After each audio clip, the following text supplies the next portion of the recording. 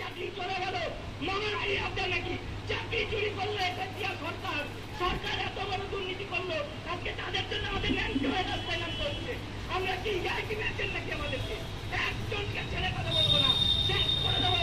যদি আমাকে অযোগ্য বলা হয়, আমার চাকরি যদি চলে যায়, এই এসএসসি অফিস চালিয়ে পুড়িয়ে শেষ করে দেবো। আর আজকে এই মুহূর্তে থেকে যতক্ষণ না খোলা হচ্ছে, আমরা এসএসসি অফিস ঘেরাও করে রাখবো। একজন কর্মচারী আছে আমাকে আমরা বের করে দেবো না। আমার ইমিডিয়েট না, অসামাজিক হয়ে যাবো, অযোগ্য চিহ্নিত হবো। কেন? আমার বাড়ি